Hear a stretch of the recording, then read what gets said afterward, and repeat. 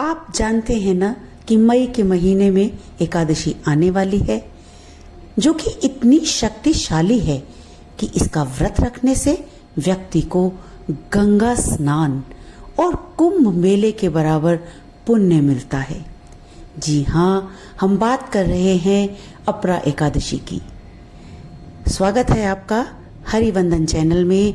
आज हम लेकर आए हैं आपके लिए पूरी जानकारी अपरा एकादशी के बारे में।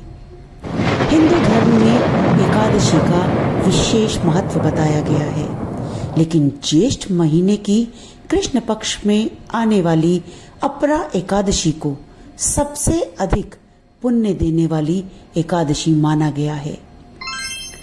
धार्मिक ग्रंथों जैसे कि पद्म पुराण और ब्रह्म पुराण में इस व्रत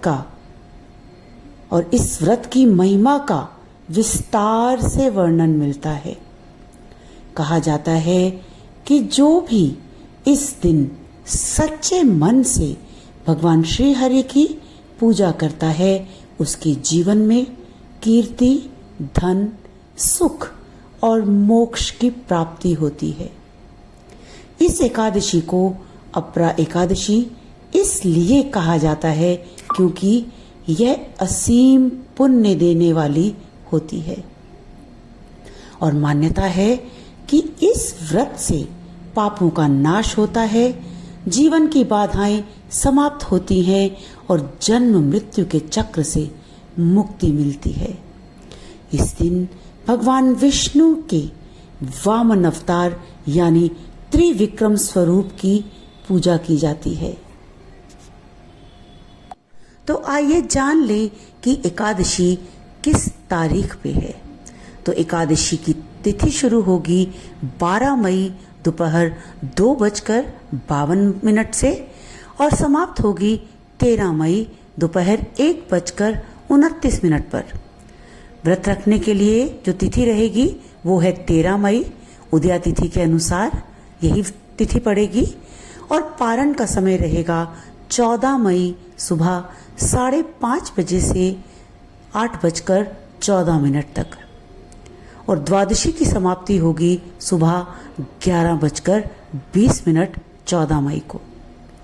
ये ध्यान रखें कि पारण सही समय पर करना बहुत ज़रूरी है, तभी व्रत का पूरा फल मिलता है।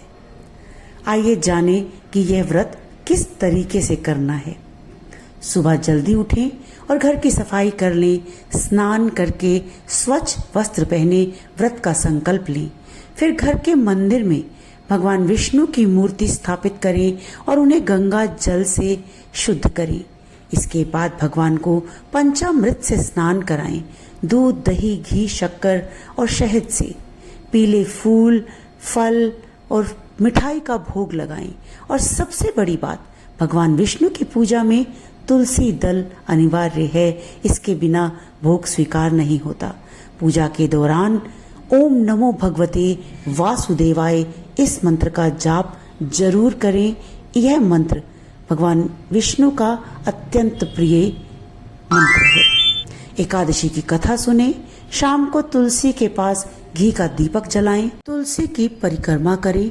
भगवान की आरती करें। अगले दिन यानी द्वादशी को सूर्य देव को जल अर्पित करें। व्रत का पारण करें। जरूरतमंदों को भोजन कराएं। अपनी क्षमता के अनुसार दान करें और याद रखें, भगवान विष्णु के साथ माता लक्ष्मी की पूजा भी जरूर करें। इस व्रत का फल इतना ज्यादा है कि यह गंगा स्नान के समान पुण्य देता है। कुंभ मेले के स्नान जितना फल मिलता है। जीवन में सुख समृद्धि आती है और अंत में मोक्ष की प्राप्ति होती है। अगर आप भी चाहते हैं कि आपके जीवन में कष्ट दूर हों और भगवान विष्णु की कृपा आप पर बनी रहे, तो इस अपरा एकादशी का व्रत जरूर रखें।